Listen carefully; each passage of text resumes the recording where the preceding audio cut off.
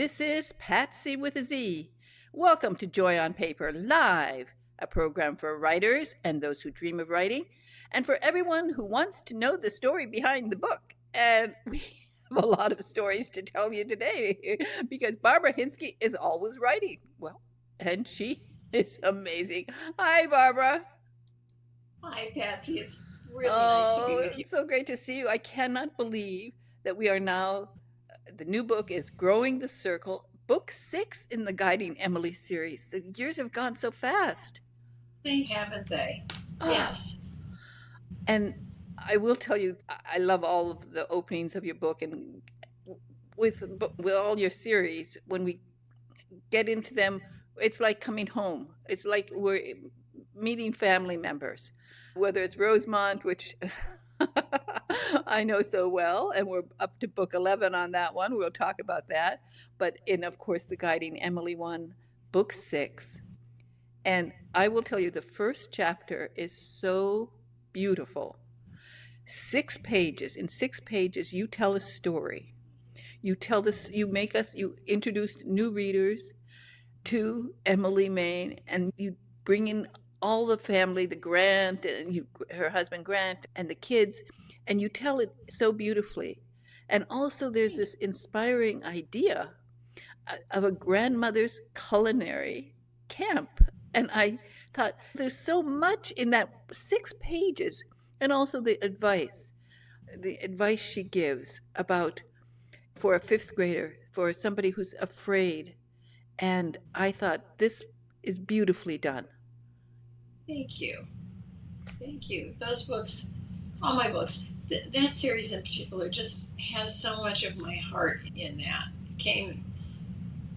It's my most recent series, so I was more developed as a writer when I started on it. And the research, the community that I'm now part of, the visually impaired community and the guide dog community, are such lovely groups. So all of that really feeds my creative juices. So tell us, let's go back let's talk about this first chapter. When you sat down and you knew there's always new readers who haven't read the previous books. So you have to introduce the family, and the way you do it, I thought was so beautiful. Thank you for that. That means the world to me to hear that, because it takes a lot of work to do that. You can't just start a book with a big old backstory dump. Nobody wants to read that. It's got to be gentle. You've got to trickle it out. Here's what you need to know, folks. Because people do enter any series, some not at the beginning. Sometimes they enter at the end, and you don't want to lose them. Your hope is that they'll finish it, and then they'll be interested enough in your characters and your world to go back and start at book 1. But I do have people tell me that, I just picked it up at book 6, and I want to welcome them to the fold at book 6. So it takes some work to do that. You do it so beautifully. Of course, in this first chapter is in Emily's voice. I will tell everybody we have also Garth talking in some chapters. So explain Garth. You do it in the first chapter, so people don't know anything about Emily. They don't know her situation, but you just bring Garth in there so sweetly. I love the way you did it. Thank you. I love Garth. Is one of my favorite characters to write. Garth, of course, is Emily's seeing eye dog. And so I have chapters from his point of view interspersed in the book, and I labeled them all Garth because I've got a segment of readers who do not like talking animals. Particularly in this series, I have a character, Drove, who is neurodiverse, and I have learned that there is a vocal segment of the neurodiverse community who loves this series and does not love Garth. It spoils it for them. So I said, okay, I will label my chapters Garth. If you see Garth, or if your screen reader says Garth at the top of the page, just skip on. So I make sure that nothing happens in the Garth chapters that would leave someone wondering what's going on if they skip it. the reason I wrote Garth in the first book was because I was the first Guiding Emily book, titled Guiding Emily, is about Emily Main, who loses her eyesight in a tragic accident on her honeymoon.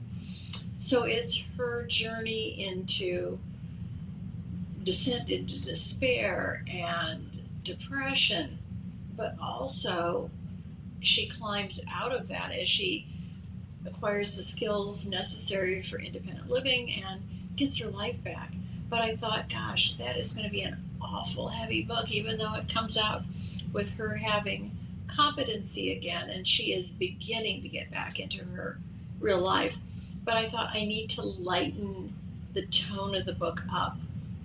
Maybe it's just me, but myself personally, I can't read or watch something that's too terribly dark. It's just not something I'm willing to do. So I decided to write paragraphs from Garth's viewpoint. In the first book, he's a guide dog puppy, and then he goes through all his training, and at the end, he and Emily are matched together, and that's a little spoiler alert, although I don't think it's much of a spoiler. People expect that based on the cover. So that's how Garth got started and how he continues. But I have to admit, the first time I was at a book signing and this woman in the back raised her hand, was flying it around the room, and I called on her, and she stood up and said she didn't like Garth. And I took a little step back, and I thought, I was stunned, honestly. Who could not like Garth? But I said, tell me more. And she did. And we had a lovely conversation. And I learned a lot from it. Life is a funny journey, isn't it? It is, because for me, I can't imagine someone not enjoying Garth. Sometimes I think he doesn't say enough. A little bit Yeah, more there, Garth. Tell us some more secrets going on, because he sees everything, and I love him. thank you. I do too. And so it's been over the years, and my goodness, 6 books. Of course, we have Grant, and he does steal every scene he's in. When he does something special for Emily, that just there's a place where he attends a meeting. He could do anything he wants that day, but what does he do? He wants to go and see her, and that's so sweet, and he's so sweet. So tell us about him, and then now we've got the 2 girls. Emily became a ward of a girl who in this book is in 5th grade. And so she's got Zoe, and Grant's daughter Deidre is the same age, and they're in the same class. And Zoe's a nerdy brainiac science mathy kind of girl, and Deidre's the theater kid, and they were like a lot of opposites, making assumptions about the other kid. You're the cool kid, you won't like me. Oh no, you won't like me because I'm not good at math, I'm dumb. And so initially, of course, there was some tension. And as anybody who's been around or parented or whatever, a 5th grade girl, they can be kind of a handful, right? Oh yeah. But thanks to someone else in Emily's life, these 2 girls come together and become fast friends. And that's been a lot of fun to write.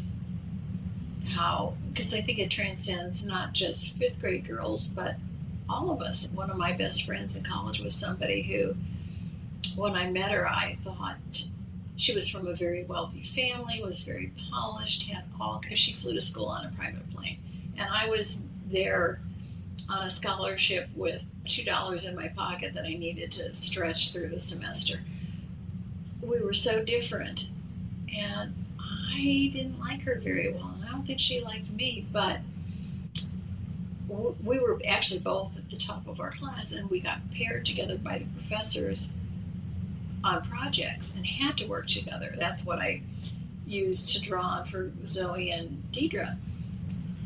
And was that a right thing to put us together? Because we learned a lot we became friends. And I think one of the goals of schooling and anything else in life isn't to learn facts, it's to learn how to get along with people that aren't like yourself. Exactly. You have to open yourself up, and you never know. You never know. And that's happened to me. I met somebody I didn't like at all. I didn't like her at all. And later on, we Yeah, became fast friends. And the way Emily is able to relate to Zoe and to the fear that she has of fifth grade, which a lot of kids have. for sure. Yeah, I knew school. That's a tough one for any child. And of course, the entire story is lovely. And what I like very much is the fact that Emily is talking, gives a speech about blind people doing interviews. Now, I've had a number of companies over the years. I've interviewed many people. I never had a blind person apply for a job. But I, again, we learned so much in this process, and I will never have employees again. Yeah. No, I couldn't deal. It's just dealing with the paperwork, the taxes, Oh, and I could never have yes. employees again. That's why I love doing this, because I'm in control and I don't have to hire people. But I think anybody who reads this will be more thoughtful about how the process simply of working with the blind, meeting the blind, and that's throughout the books. Yeah. That's one of the goals is to raise awareness without being preachy within the sighted community of the way that we don't interact very well with visually impaired people. The interview scenes in this book were based upon real interviews I did with real people. Those things actually happened. It's just crazy to think. Could you imagine going into a job interview with an educational background and a resume that screams, I am qualified or overqualified, and your interviewer asks you, how do you find the bathroom? How'd you get here today? You're there, so obviously not there.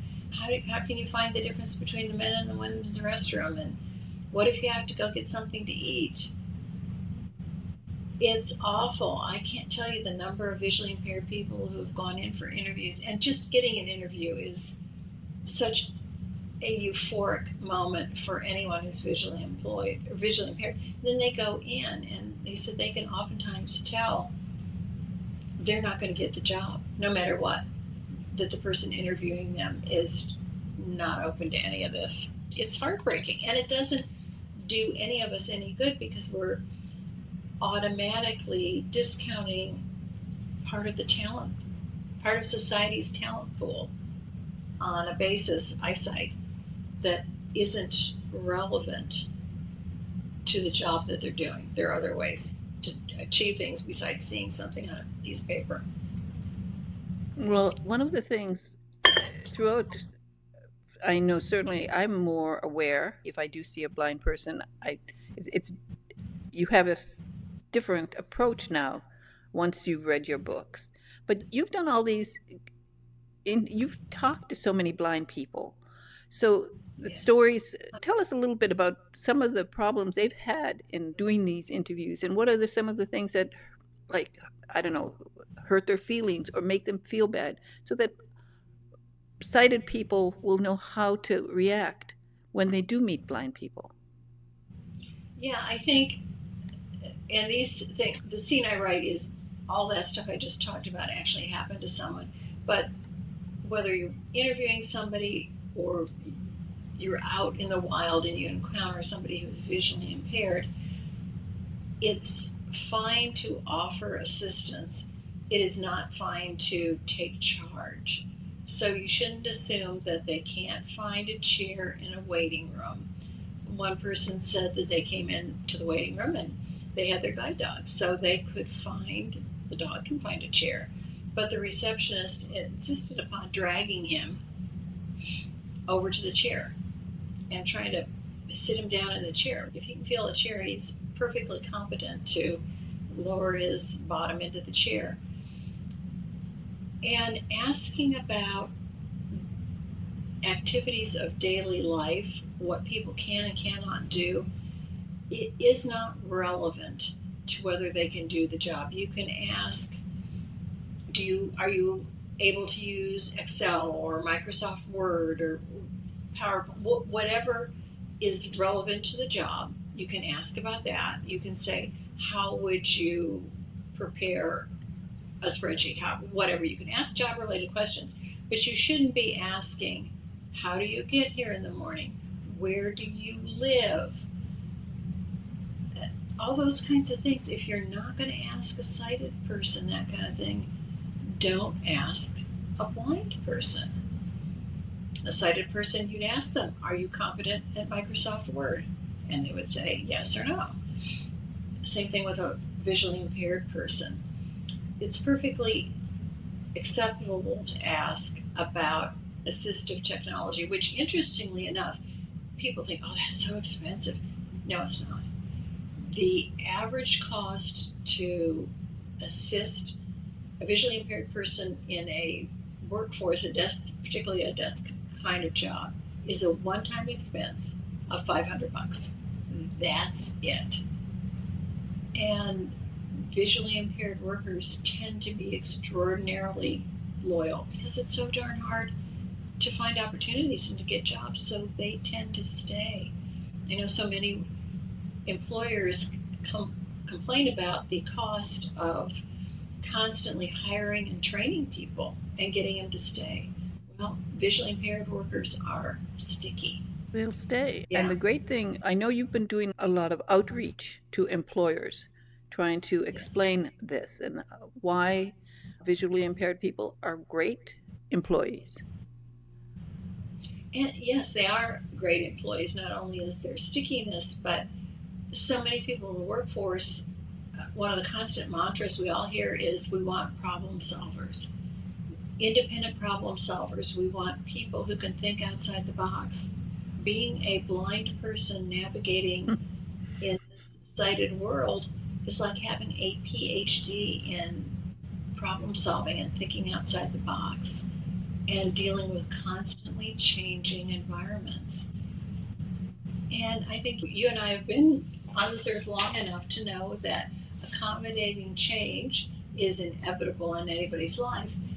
And it's like a muscle. If you do it, you get better at it. So people who do it all the time are really good at it. I'm always so impressed when I'm at a meeting at the Foundation for Blind Children, which is the charity I donate half of my Guiding Emily proceeds to. I'll go over there for meetings, and probably the vast majority of employees are all visually impaired. You would not know that. Everybody's zooming around that place, and they've got their tablets out and they're doing things. I'm okay in terms of tech savviness, but I don't hold a candle to any of them. So I've certainly learned a lot. I think the last time you were on, you mentioned the percentage of unemployed. Yeah. So for the visually impaired, what is this number? The number is disputed between the major organizations. It is either 70%, 70, or 39.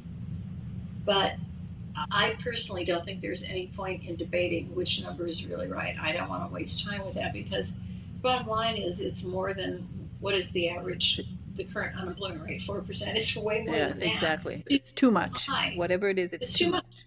And this number is that equates to about 800,000 people nationwide who are visually impaired and are capable of working. They don't have other co-disabilities that would prevent them from working, and that want jobs.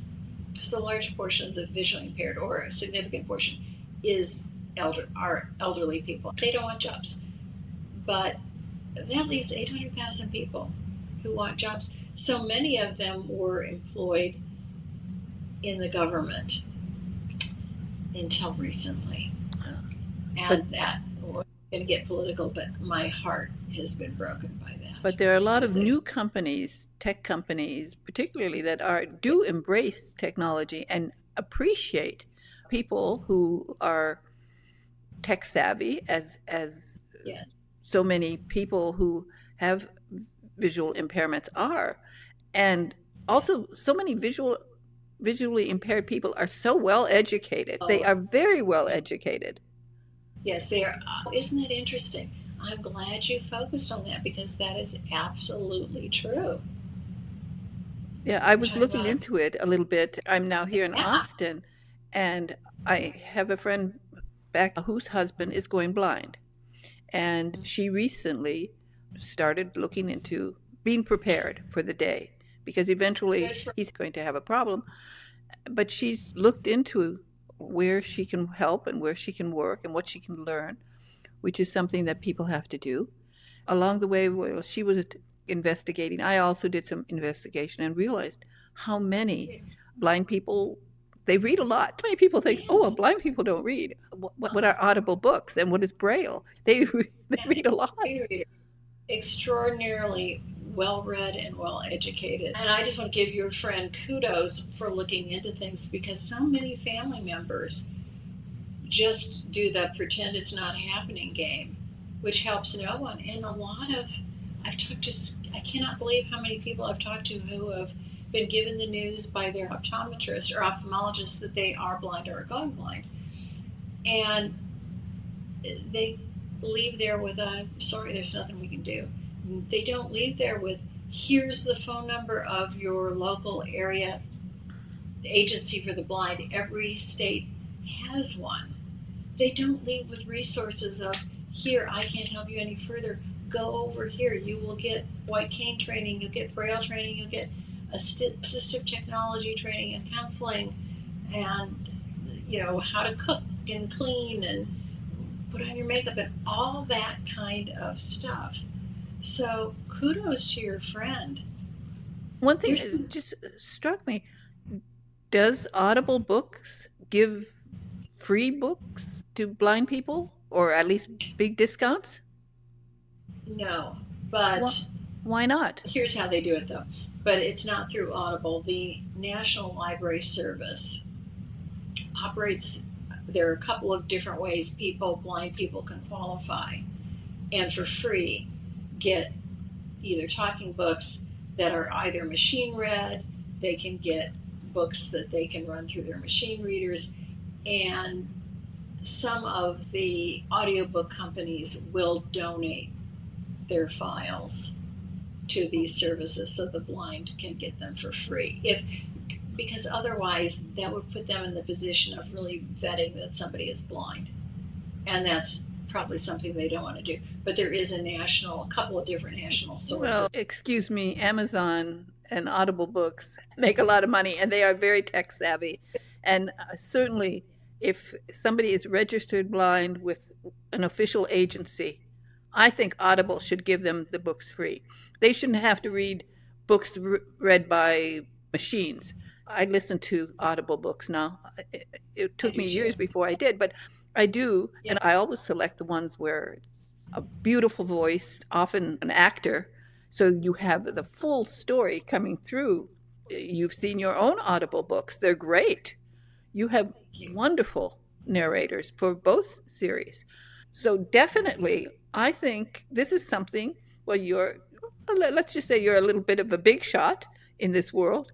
I think I would be happy to sign a petition, and I'm sure you could get 1 million people to sign a petition that Audible should give at least 50% discount because I'm listening to the Dickens series, listening to all the best ones, beautiful English voices, and every blind person should be able to get these for free. They're very expensive. The Pickwick Papers are 34 hours, 34 hours of listening Yeah. pleasure, but Yeah, that's they're probably not expensive. Blind on people shouldn't have credit. to pay that.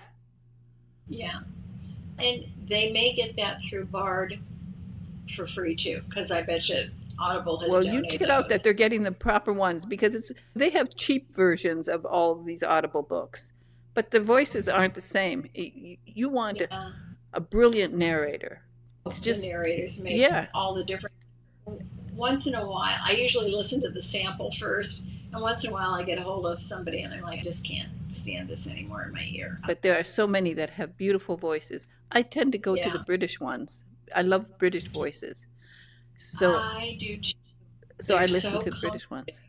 Exactly. Yeah, Exactly. This is something I'm going to also look into it because I don't think blind people should have to pay for Audible books. It's yeah. these companies make enough profits. The profits are Yeah. enormous. Yeah. Yeah. Okay, we're going to have to look into that. Maybe we'll start a little project here, Barbara, because I you're like good at starting projects. My goodness, you're giving half of your royalties from the yeah. Guiding Emily to this is explain why you did it. Most authors don't give away the royalties. I did it because the idea for the series was born when I was touring the Foundation for Blind Children, which is just a little more than a mile from my house.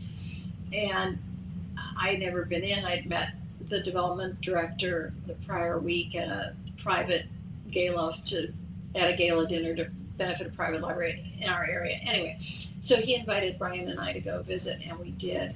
And the foundation has children from ages birth to 104. School was in session, and we were so moved by what we saw. The foundation does not refuse anybody. And some of those kids really required one caregiver could only handle 2 children. There were so many co-disabilities, and I thought, my God, they are doing such marvelous work. When they produce a lot of Braille throughout the United States, in fact, they ship Braille all over the world. And in the Braille library, there was this big presentation check on the wall from Major League Baseball for $1 million. So I turned to the director and I said, gosh, I'm going to put a check on your wall from me for $2 million, except I'm not rich, but I could write a book. What do you need? And he said, we're a nonprofit. We need money. And we need to make the sighted community aware of how isolated the visually impaired feel when they're out in the sighted community. They said, oh, good, I can write a book and solve both those problems. I said, I can donate royalties and I can write about that. And he said, okay. Instead of saying, yeah, right, lady. He said, oh, good, that's great. What do you need? And I said, I don't know anything about blindness, so I need to do research. And he opened every door. They were so welcoming. I got white cane training, sat in on assistive technology sessions and classes teaching how to cook. I met with the ophthalmologist to learn about eye diseases.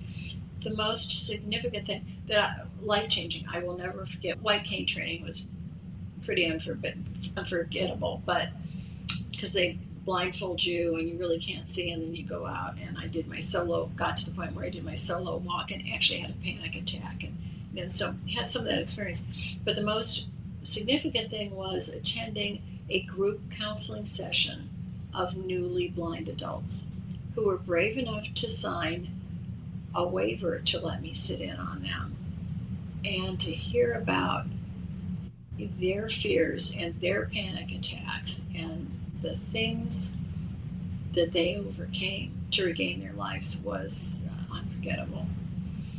So that's how it all started. It still brings tears to my eyes.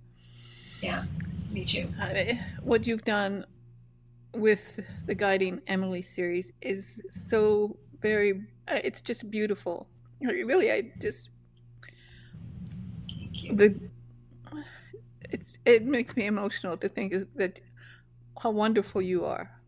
Really, how very wonderful you are, and how much good you've done, because you have opened people's eyes. And we have to mention that you got one Hallmark movie, and I'm still hoping and praying that we're going to have a series. Me too. Remember, you promised when you get a series, you're going to come on and break the news here on Joy on Paper Live. Yep, there's no question about that. Yeah, because I know I've asked on my social media, I've asked people to write to Hallmark, to contact Hallmark, to say that we need the Guiding Emily movie. It's fantastic. And everybody who saw it fell in love with the story. They're still showing it. It's viewers, plural viewers, at hallmarkmedia.com, in case anybody wants to know. Yeah, exactly. And I feel like I'm just the scribe for God. I feel like this was an idea from God, this whole series, and I'm just writing it down. Yeah, that's what I feel. I do. And I get emotional about it because you're very special. A lot of people, they get their money and they say, oh, I'm going to buy myself a Lamborghini. And you did something really that's touched so many hearts and so many people and done so much good. And that's really the joy of joy on paper, that when you see your words on paper, you get so happy, you're so joyful. And then it's partly thinking not just about the joy that you have of writing it, but the joy that people can get from reading. I know people, I'm sure, in the blind community and communities across the United States, people read your books and they're inspired. And I will tell you that I don't have any Kleenex now. I'm going to cry. But here you have done something beautiful and something important. And for that, you have to be honored yourself. I know that the blind community loves you because you've done this wonderful thing. And so we're in book 6. I can't believe it's still. I remember book 1 when we started, and we did a book buzz for you for that book 1. Rita Moreau did it, and I play that. I still play that on the radio. She did it for the radio program, and I still play it every once in a while. We do these book buzzes to promote books, and so it's book 1. Well, we don't care. Book 1 is great, and we want people to read that, and we've done for other books in the series. So that's important. What you've done is important. So just, oh my goodness, I'm crying. But one of the things is, before I let you go, and I know we don't have too much time, you've got a hard break, as we say in the radio business, but I do want to talk. I have to talk. I couldn't let you go without talking about something new and exciting. Threads of Kindness. And again, I'm going to cry about this one too, because for me, this series, the Rosemont series, is very close to my heart. It was my sister Natalie's favorite series because she just related to it. And when you say Threads of Kindness, my sister loved sewing. She was sewing from I can't remember her not sewing. She was sewing practically as a baby. She just had me, and she was so good at design, and she had such taste and talent. And so I know that she would love Threads of Kindness. We listened to all of the Audible books, and of course read all of the books over the years. But the Rosemont series is so great. And I mentioned to you something absolutely wonderful. My sister, Natalie, could sew anything. She was fantastic.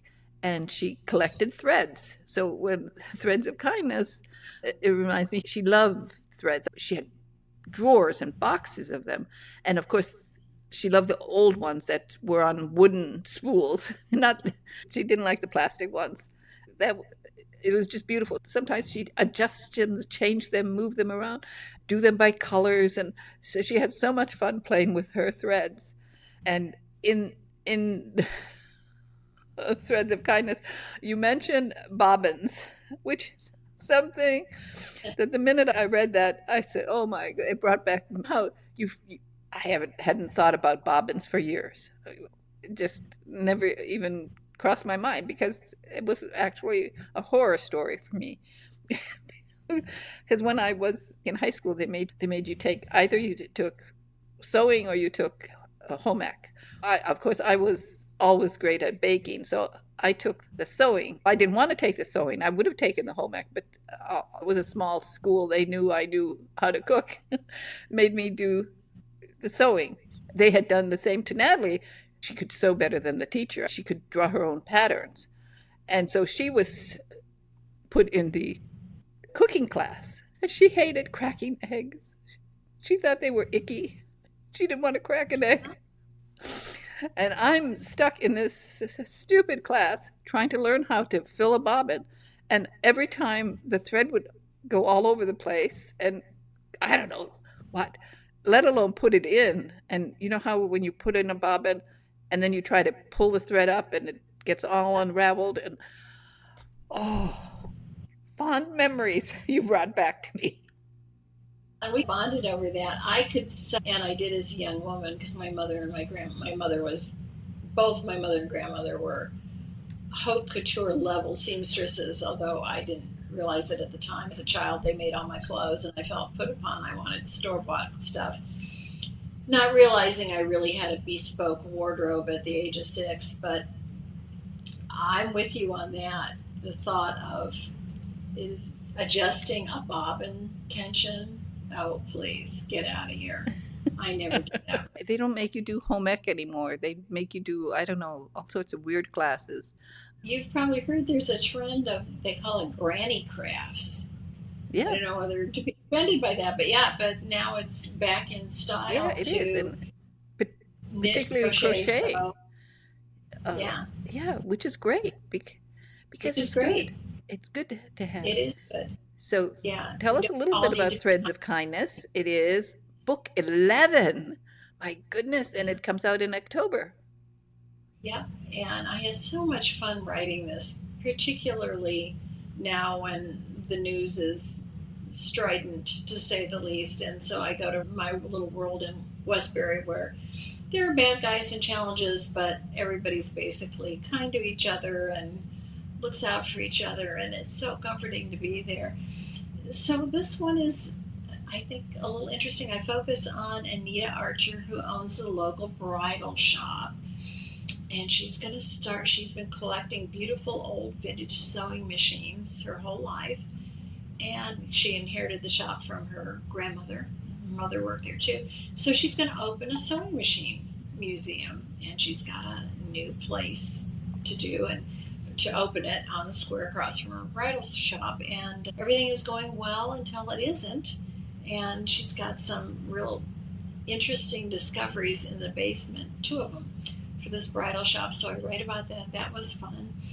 Meanwhile, my local rare book librarian at the college, her name is Sunday Sloan. I love that. It's a kiki little name. She's going to get married, and unfortunately, the dress she receives in the mail isn't the one she ordered, and she's not getting any satisfaction from the online seller. And she's trying to talk herself into wearing this dress, but it's very modern. You know, she's a rare book librarian. She likes old stuff.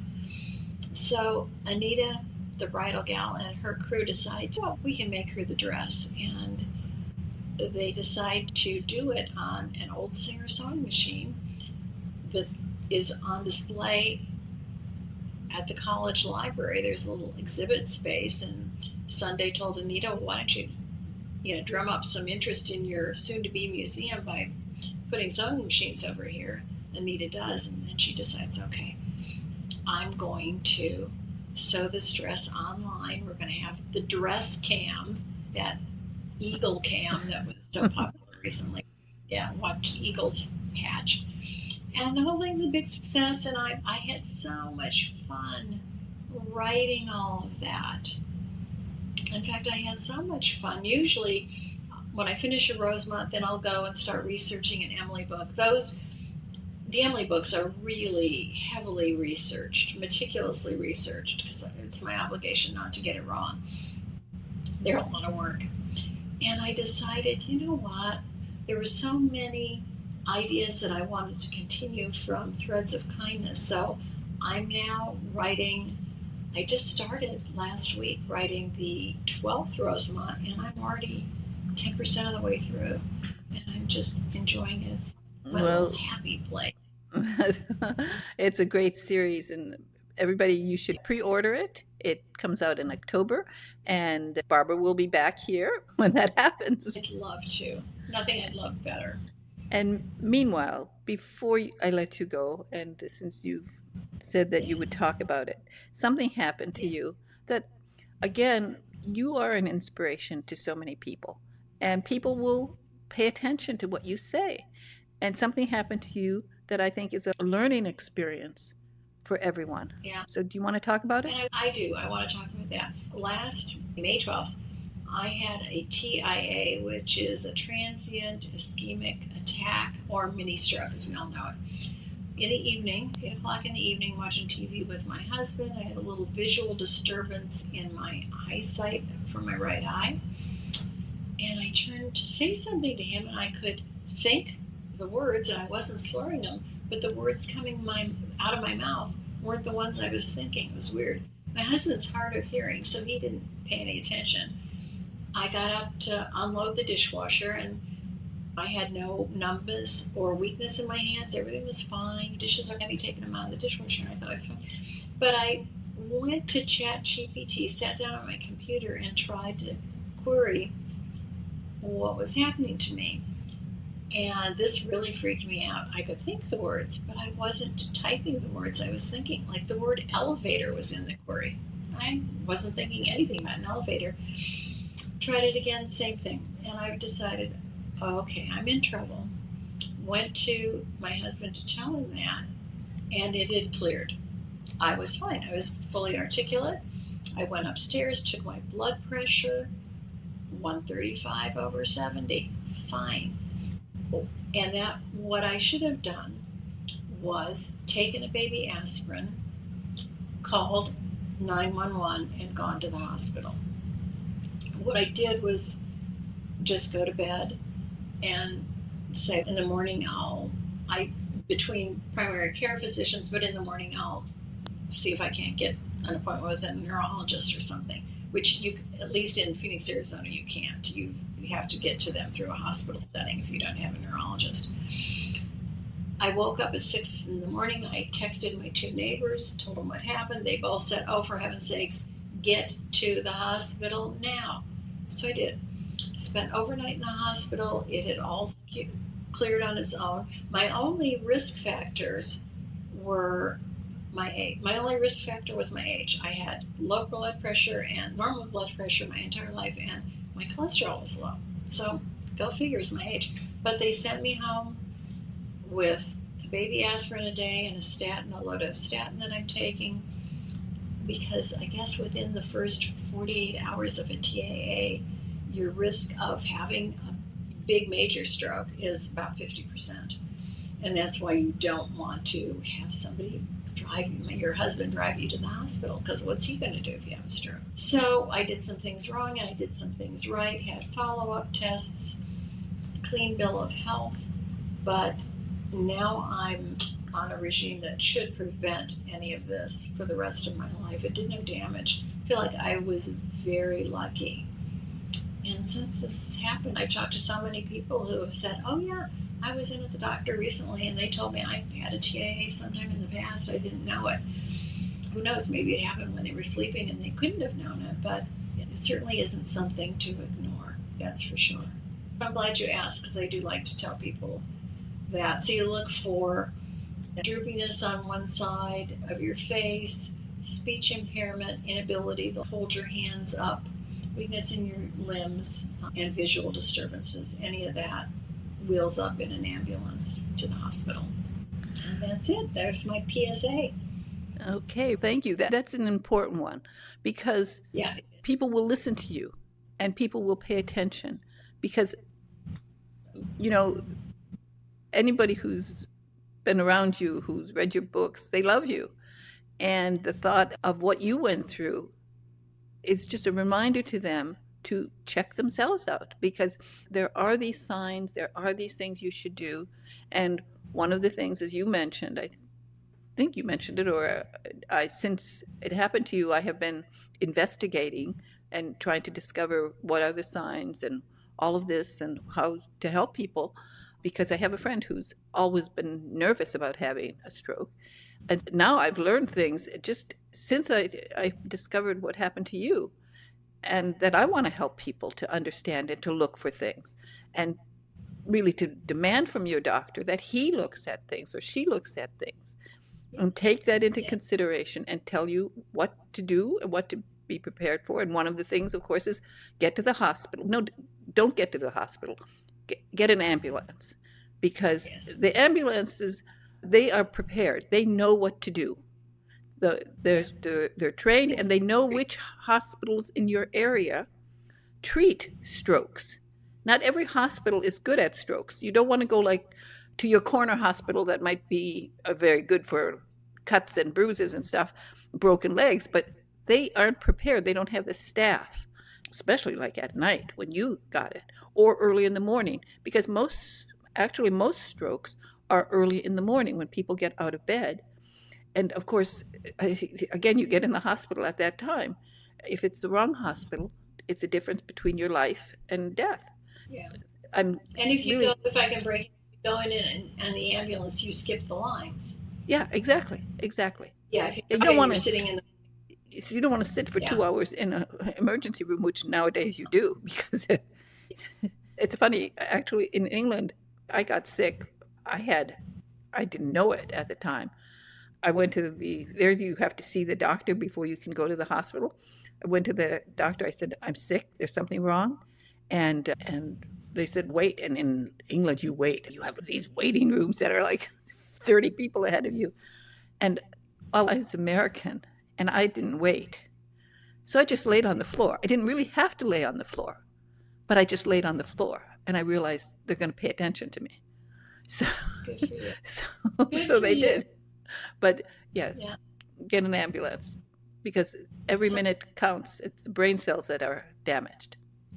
And the other little PSA is I think older people know that you should keep a bottle of the 81 milligram low dose adult aspirin in your nightstand or handy. Exactly. The other little PSA, open it up, because some of these medications these days, you practically need power tools to break into. I know, it's terrible. So you want to make sure it's all set. Yeah, I have a couple of bottles and jars that I cannot get open, even with the powerful battery operated things. Yeah, definitely. Yeah. I want to thank you for joining me today. I know you have to run. Growing the Circle is book number 6. It's a fantastic book. There's so much in it. And everybody go to Barbara's website and sign up for her newsletter. Barbara, you have one of the best newsletters. It is so newsy. It's so full of news. It's so much fun to read.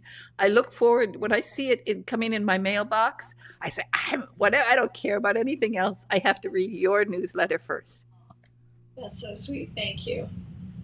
Okay. Well, this has been a joy to be with you. Thank you so much. It's always a joy to see you. Remember, now, of course, we're going to have you back in October for Threads of Kindness. But meanwhile, in between, if you get a deal with Hallmark for a series, breaking news right here on Joy on Paper Live. Okay?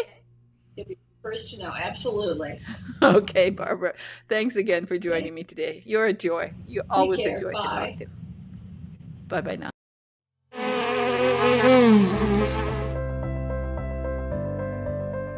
This is Rita Moreau reporting for Joy on Paper with the latest book buzz. Today we were talking about a heartwarming book, Guiding Emily by author Barbara Hinske, the acclaimed author of The Christmas Club, now a film on the Hallmark Channel. Here's the buzz.